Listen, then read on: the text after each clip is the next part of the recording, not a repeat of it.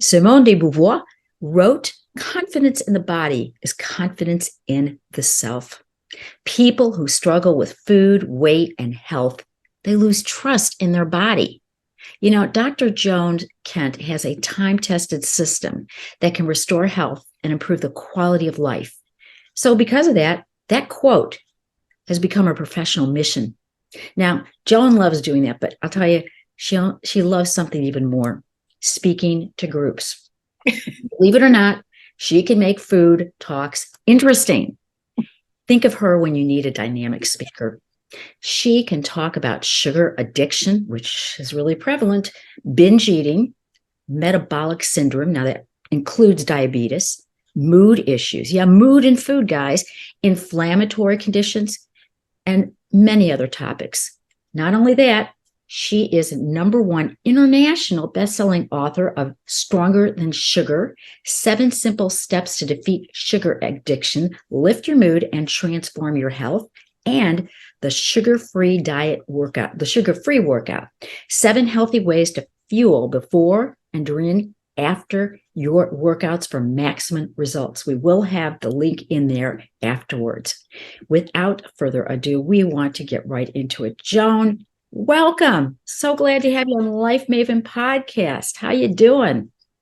Thank you, Jody. I'm very happy to be here. I'm doing really well, and I'm very, very excited about our conversation today. I've been looking forward to it all morning, and it's been a busy morning, but this was my highlight, something to kind of get me through all the busyness today. That's great. Well, time to relax because I know a lot of people want to know. Now, we were talking before we just went on camera, and I said, Joan, you help reverse aging. I mean, this is my opinion because look at what you're doing. Would you like to add to that? Do you have an idea why I said that, or do you want me to go into more detail? Well, please go ahead. Go into more detail. Well, definitely, because what you're doing is that you're helping us. I call it like reset. This is how I interpret it, reset our bodies. You know, you're helping people who struggle with food, weight, and health. Now, if that's not putting that reset button in your body, what is? I mean, how many people feel better after they release weight, after they give up something like an addiction to sugar or binge eating or an inflammatory condition? My view is that we rejuvenate. And I know that we were talking, because I know I do something also, that we begin with the inside out. And that's what I'm thinking that you do. Because how can you do anything in life if your body yourself is out of whack? And that's why I say that you are giving people a longer life. You are giving people a chance to age backwards. Thank you, Jody, very much. I don't think of it necessarily as a longer life, but I do think of it as a better quality of life. And I don't think anyone can dispute that. You'll probably hear me say this a couple of times during our conversation today, but I think when people, as you said at the very, very beginning, lose trust in their body, it can be for a couple of reasons. It can be for the physical reason that Simone de Beauvoir was talking about when she said confidence in the body is confidence in the self, because she was writing a book back in maybe 1948, The Second Sex, and her point was simply that boys grow into confident men because they played sports. And I guess back in 1948, at least in France, girls were not exercising in the same way, and they didn't develop that confidence. And now that girls start out exercising and grow into confident women, we can see that she was absolutely right. So that in itself is cool. But I think there's another aspect of it, and it has to do with the brain chemistry, because this is what I do. My field is psychoactive nutrition, how foods affect mental state by changing hormones and brain chemistry. And it sounds kind of sexy, and maybe it sounds kind of strange, but it's as simple as knowing what the food that you eat is going to do to you and for you, and working with the things that will promote your greatest healthy life, your greatest robust life. and bring on the energy that you need and the mental attitude that you need so that you're not getting into depression. You can actually change, stave off depression that seems to happen a lot of times as we get older. That's a very common thing. And we can stave that off simply by changing the way we eat, changing the way we exercise. And I'm in favor of both of those. So, yeah. Now, I'm sorry, go on. No, go ahead. I was pretty much at the end of it. I was going to start something else. Well, I was so excited. I really wanted to ask you about this. What is the difference then between you and a nutritionist and a dietitian then? Okay, dietitians have a very specific field of study, and I'm not saying that they don't do important things, because I think we can all learn a lot from dietitians, but their emphasis tends to be different. I know in the past, and I think they've had to change their approach on this as well, but I think once upon a time, they were the first ones to say people don't get addicted to foods. And now we know that this is simply not true. And now we know that people do, and they've had to change. But in my evaluation of the way they do it, they're kind of coming at it from the outside and then trying to wrap it into what they do in their fundamental dietitian program. And it's not necessarily the same way that I would approach it, because I'm looking at it from that perspective specifically. Like, what happens when we deal with foods effect or the effects of foods on brain chemistry and on the feelings that go along with that and on the mental state that goes along with that. Moods, how does it affect mood swings? And as I mentioned a moment ago, depression. And when you start looking at it that way, you realize that there's no real casual way to eat. It certainly is not about saying, okay, I'm allowed to have this number of calories today, because the calories that come from these foods are not in any way the same as the calories that come from these other foods. And getting that balance so that it works for you, so that all of these natural, very natural properties of food are working in your favor, it's a great thing. And it's not as hard as it might sound. It really is kind of a simple thing when you get the hang of it, especially. So you have I know you have a special method that you do with this, but which I want to get into a little bit later. Why were you, when I met you, I thought, gosh, she's like on this crusade against sugar. Why? Oh, I'm on this crusade against sugar because nobody in the world has ever dealt with sugar quite the way I did. I had my own battle with it. And keep in mind, I think it's important for me to say this. I learned about my own sugar addiction maybe 35 years ago, when nobody knew about this. What you say it now and people go, oh yeah, big deal, I've heard it before. And that's true. Everybody has heard it before. But when I was doing this, nobody had heard about it. People would burst out laughing if I said I was addicted to sugar, or they'd smirk. I'm not a fan of smirking, but that's another story. But I get very strange. Yeah. So I'd get some very odd reactions when I would talk about sugar addiction. And I had my own little story that came from, let's call this my down moment, or my low point, was when I had left work, and it was about 5 o'clock in the afternoon, and it was a clear day, and the sun was still shining, and there was no problem on the road in terms of, mud or rain or anything like that.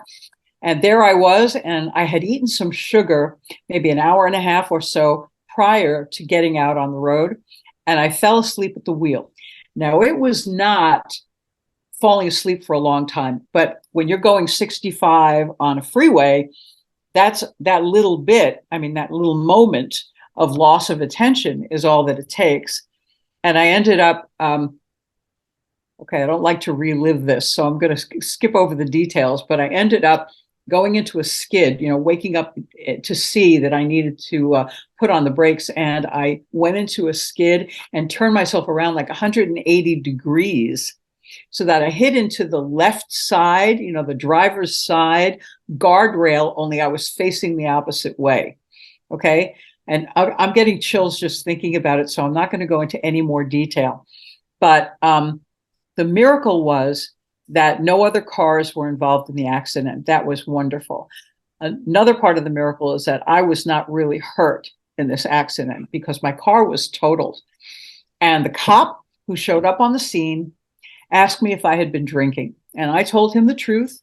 I said, I don't drink. And he still made me get out of the car and stand on one foot to show that I was sober. And then he did that thing with the flashlight in my eyes to check for drug use. But this was so long ago, nobody knew anything about food or sugar or anything like that. So I didn't really have an explanation for him. Well, I kind of, in my mind, thought that there might have been a connection there, but I didn't really have any explanation I could give him. In any case, he satisfied himself that I wasn't using drugs and I wasn't drinking. And so he let me go again. But this was a very frightening and very expensive lesson that I learned. And so it became my campaign, first of all, to change it in my own life. I turned myself into an expert. I set out to find out everything that I could about what was going on with me and sugar. And I realized that sugar addiction was a real thing, even if people were not recognizing it as such at the time. And as I said, I turned myself into an expert. I got a PhD in this. And then it became, I guess you could say, I'm going to use your words, my crusade to get people away from sugar, because the change that it made in my life was so huge. I wanted other people to benefit in the same kind of way. So. Yeah. And I know that it really does affect. I mean, I used to eat lots of stuff like with sugar. Now, the other part of that, I used to eat a lot of stuff with sugar. And I know that I kind of felt like, sometimes I felt like almost high, kind of cloudy with my brain. And then I remember just coming down and I'd be exhausted. I mean, when I would just like eat tons and tons of like chocolate and stuff like that, I mean, I would just go way up and way down. And I remember that. And I remember that it was quite a while ago. It was probably about 40 years ago. But even then I was in a program. And the first thing they did say, believe it or not, was, get off the sugar. And even then they didn't even have any medical evidence, but they just knew. I know what it was because they got together and they said, what can't you stop eating? And the people said, that's what it was. They said, well, the sugar, the flour, and something else. And they said, okay, then we're just going to say no sugar, no flour. And that was, it wasn't anything medical.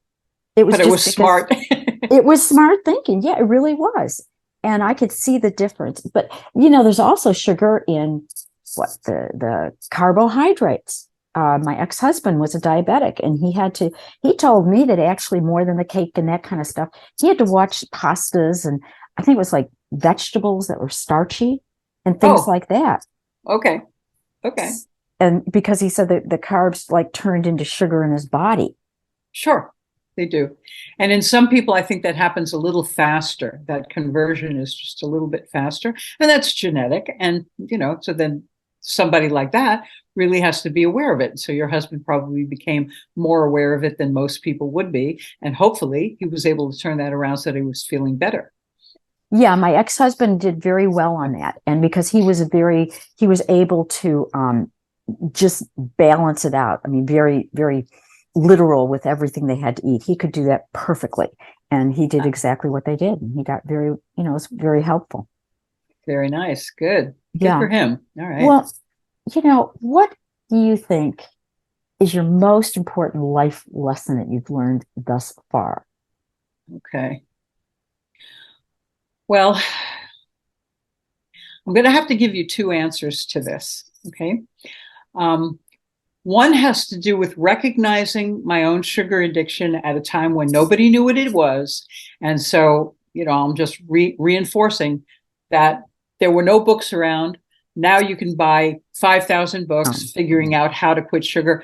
Back then, no, there was nothing. Mm-hmm. And so I was kind of doing it on my own. Yeah, on my own. And following my own research and so on. So that was a very important lesson. Learning that I was addicted to sugar, figuring out what to do about it, and getting away from sugar. Very important life lesson. can't deny the importance of that. And the other thing I would say is forgiveness, a completely different thing. Forgiveness. It's not something that I learned from my family. I don't think they really were very enlightened as far as forgiveness. It wasn't really a quality that I associate with anyone in my family. They tended to be more the grudge holding type, and they could hold on to things for a very long time. But I learned that this was a very important thing, and it made a big difference for me. So that, and I always think of this as going hand in hand with gratitude. So between forgiveness and gratitude, I felt some huge shifts, and those were, let's call that one very important life lesson. And then the sugar thing was a very important life lesson. You know, that forgiveness has really helped me heal. It helped me forgive. When I got divorced, it helped me forgive, things that had happened. And I realized that forgiveness is just cutting a cord. It's not saying, like, I forgive you and what you did, it's okay with me. It's more of, no, I still didn't like it, and you're not going to take up any more space in my brain. And that's what has helped me so much. And I think that you've really touched upon a very, just such an important topic, especially now with our country so divided. And as we go into a new year, just some of the expectations that perhaps we have of ourselves, and looking at forgiving ourselves. I know that at the end of the year, I go to a burning bowl ceremony. You put in everything you want to release, and then they literally burn it. Yeah, it's really cool. And it really helps me release, that forgiveness of myself and others. And I'm sure I know that in my faith, we also have a holiday where we do that. But I think that forgiveness is so important, because for our freedom and for us to feel younger. I mean, not burdened, lighter. I agree with you, especially about feeling lighter. Yes, I agree completely. Yeah. So that's really interesting with your sugar example of how you actually passed out on the highway. Actually, I did too. And yeah, I can't believe I met somebody else that did. That doesn't take drugs. I don't drink. I don't smoke, blah, blah, blah. I don't do any of that stuff. It was more of my sugar levels just went way down. I forgot the word for that, but I was driving and I was just not paying attention to my body, and I passed out. And I was, I think it's called reactive hypoglycemia, that you've eaten something that has brought your levels up and then plummeted way down. It's called reactive hypoglycemia. And that's probably what you were dealing with from what you said. Yeah, I don't, I'm sure they told me. It just flew by me because I was worried, because my son was in the car with me. Thank you, God. Nobody. Yeah. I mean, I really felt more embarrassed and more frantic because my child was there. Everybody was fine, so to speak. But I just remember that I felt ashamed and I felt embarrassed, losing that kind of control. And really, that's when I started paying attention more to what is my body telling me. And we were talking about that before. How do people start listening to their bodies? I agree. How do people start listening to their bodies? And it's a matter, I think, of slowing down and just recognizing what's going on. And you have to let the reaction be okay. Whatever the reaction is, it's okay. So if somebody eats a meal and says they feel fantastic afterward, but you eat the same meal and you don't, that's very important to recognize. Is it because you feel sleepy after a meal that everybody else feels wide awake after? Or is it because somehow you're cranky when everybody else is in a better mood? What's going on exactly? And it can be different for everyone or every case, but I think it's just very important to pay attention and to let the reaction be all right and be your starting point. Okay, this is fine. Now what do I do about this? I got this. I got the lesson. I saw it. Now what do I do about it? So what I'm also hearing is that when you're kind of, I don't know if you call it high, so to speak, with the sugar stuff, that you also observe that, is what I'm hearing. And then afterwards you jot down, like, how do I feel now? Just kind of checking in with your body is what I'm hearing. Oh, okay. I wasn't thinking specifically about sugar when I said okay. that, but no, it doesn't make a difference. If you eat something and you have a strange reaction to it that other people are not having, so what if you're the only person who's having that? It's valid. And we want to take it seriously. That's what I really mean when I say it's okay. It's okay for you to have that reaction, even if nobody else in the room who ate the same meal had that reaction, and to really pay attention and keep it in mind so that you don't do it. And I'll give an example of something that worked really well for me. One time I went out for lunch with a bunch of people, and this was in Sausalito, so they specialize in beautiful fish dishes in restaurants. And I had, I had black cod on top of a salad, and I just squeezed lots of lemon juice on top of it, and that's what I ate. And I'm telling you, I worked so productively and in such a great mood for the rest of the afternoon. Now, I can't always go to Sausalito. I can't always get black cod on top of a salad, but I can make a meal similar to that happen in an ordinary restaurant or even at home. So just understanding that we've got protein here and vegetables and nothing that's really dragging me down. Certainly no sugar in that meal, but I really felt good. And I want to know that happened too, not just the bad stuff, so that I can duplicate it. So I can make it happen again. And it works in both directions, the bad and the good. Oh, I like that. I like that, because you're not just looking at the negative side. And that really is something because I tend to pay attention when I have a reaction. I just noticed that, I don't know if it's getting older or whatever, but I tend to be much more sensitive to foods now. Is that something that you've discovered with people as they get older, or is it just not necessarily? No, I think it's two things. I think that we do get more sensitive to things as we get older with hormonal changes and so on. And also, I think we become more aware. You've been living in your body just that many more years, and you know what's normal for you and what's out of the ordinary and what's not working. And so I think it's a combination of lifetime of awareness and really, as you said, sensitivity due to increasing age. Here's some tips for just, self-care regarding all this. Do you have some tips for people?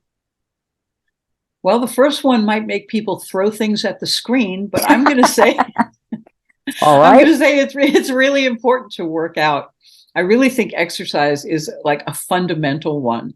You were talking about staying younger and growing younger and all of that. And I think I've always been a proponent of the idea of growing old young.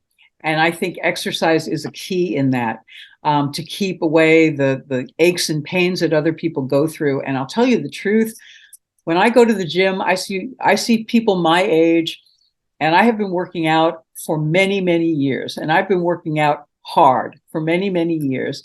And when I look at the people my age at the gym, some of them look as if they barely know what they're doing. I mean, they're just sort of sitting down at a machine, for example, and then just kind of pushing or pulling or whatever they're supposed to do on that particular machine.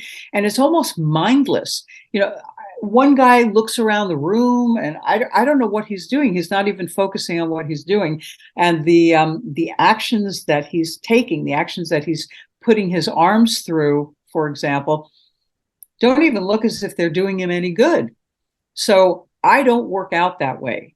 And I've actually had, a few of the ladies my age laugh at me because I always look as if I'm concentrating so hard when I work out. That's okay. They can laugh at me all they want. That's the way I work out, and I'm going to continue doing that. So I think that's key. So that's what do you do to work out? Do you use machines? Is that what you're saying? Or do you do? I can tell you exactly what I do, and I'll tell you every single thing that I do.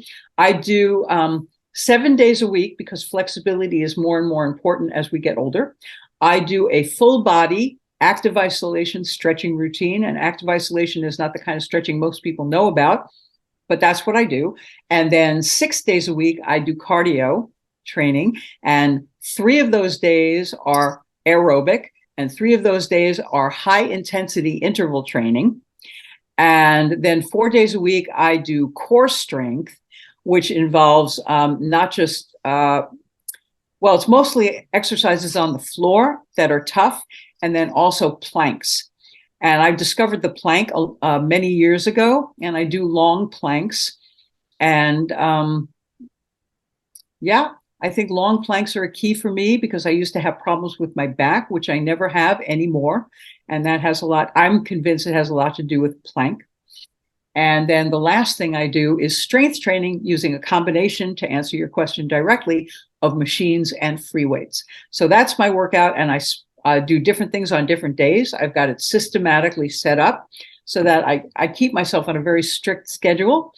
When I have to, I'll change it, but mostly I like to keep it that way because the more consistent it is, the more beneficial it is.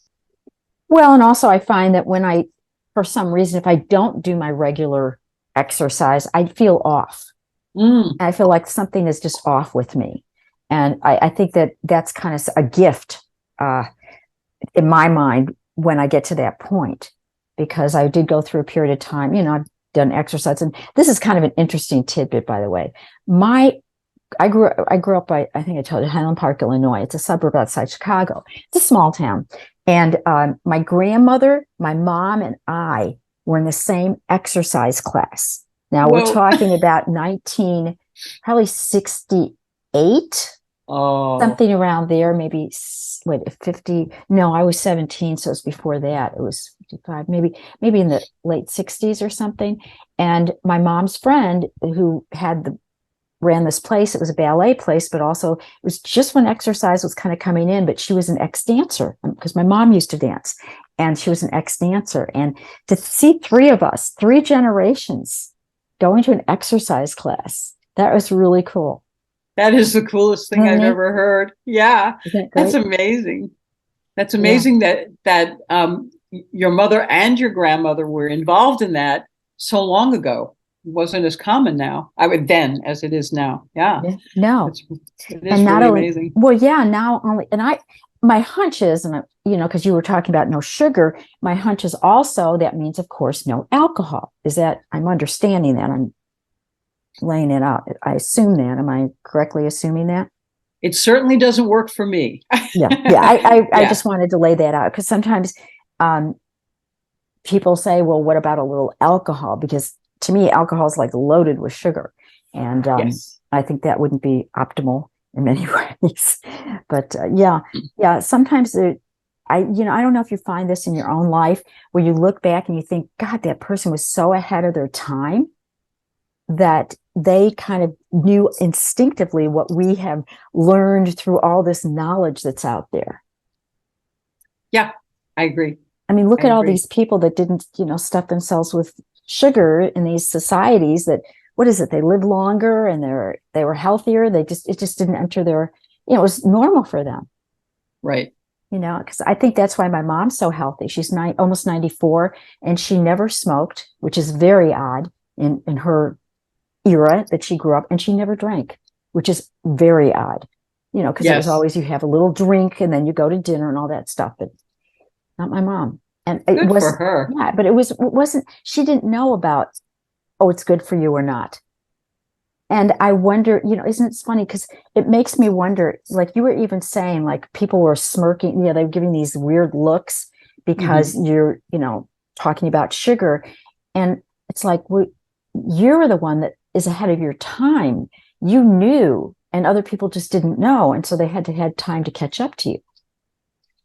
That might be. And that's why when I talk about it, I have to tell people I started this whole thing so many years ago, because everybody now thinks, oh, what's the big deal? Or they like to say, I think sugar is more addictive than, I don't know, cocaine, fill in the blank, and I've never said that. I just, I never talked about it that way, but everybody knows it. And so now they think what I did was not a big deal.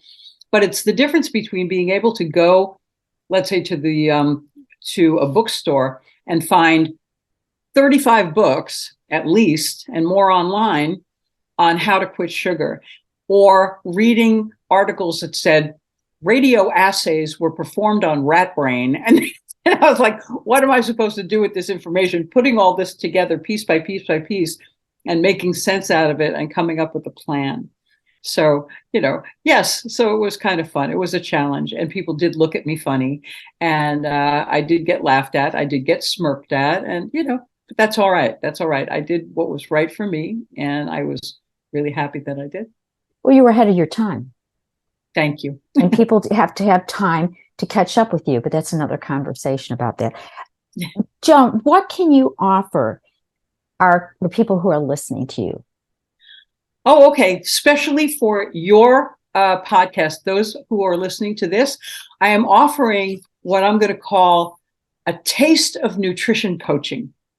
Okay, a taste of nutrition coaching. And so what I'm going to do, and this is a ridiculous bargain, I'm going to give you a month of nutrition coaching for $99. And that actually is a very good deal. It would be at least $400 if you bought it from me, at least $400 if you bought it from me. So we can put something together and at least get you started on the right track. And yeah, I would enjoy that very much. The one thing that I love is transformations and seeing people change, seeing people go from feeling not well to feeling as if they're thriving and excited about what they're doing in life, and their moods change, everything. It's just a really exciting thing to see. And even if we get that just started in our taste of nutrition coaching, it'll be a fun thing to do. Well, it sounds like you are helping people get a bit of like a new life. Really a new life with what you do. Thanks for being here. And you're going to have to come back again because we didn't even touch inflammation. And that is a whole area that I'm fascinated with that you do. I would love to come back. And thank you so much for having me. This was fun. Yeah, it was. The Spanish person who's trying to speak French, guys.